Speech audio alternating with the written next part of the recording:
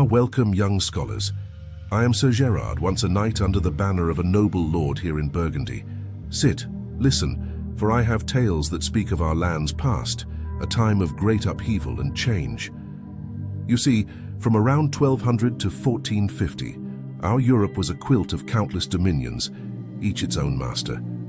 Kings may have sat on thrones, but their word was not law in every corner of their realm. Take, for instance, our own Duke of Burgundy. His power, while considerable, was often challenged by lesser nobles, each guarding their own slice of land fiercely. Why, I myself have ridden to battle under our Duke's banner, not against a foreign foe, but against another French lord. This fragmentation, this decentralization, was not by chance but by the very nature of our feudal system. A king grants lands to his most trusted nobles, making them his vassals. These vassals, in turn, grant parts of their land to lesser nobles, who owe them service and loyalty, much as they owe to the king. Thus power spreads thin, diluted across the land like wine in water. Remember the great fief of Normandy? King John of England lost it to the French king Philip II. A king losing land to another king within what was supposed to be his own country. This shows how decentralized power was. A king could not always protect, nor retain, his vassals' lands.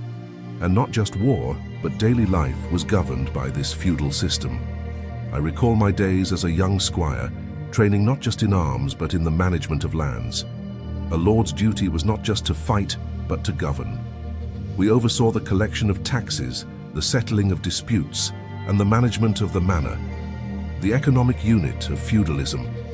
The peasants worked the land, provided us with food, and in return, we offered them protection. From bandits, from rival lords, from the uncertainties of life. But this system, it had its cracks. Lords seeking more power would often challenge their own liege lord, leading to constant petty wars. Such wars brought misery to the peasants and instability to the realms. Roads became dangerous, trade faltered, and people suffered. And then there was the church, not just a religious institution, but a power in its own right. Bishops and abbots controlled vast lands, often rivaling the nobles in wealth and influence. They answered not to a king, but to the Pope in distant Rome. This added another layer to our already complex political landscape. My own life changed when I decided to put down my sword and take up trade.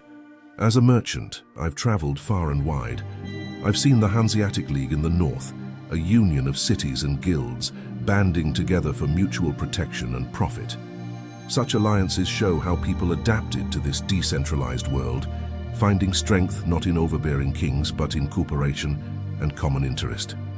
In these travels, I heard whispers of changes, a Black Death that ravages lands, 100 years' war that reshapes kingdoms, a renaissance that rekindles learning.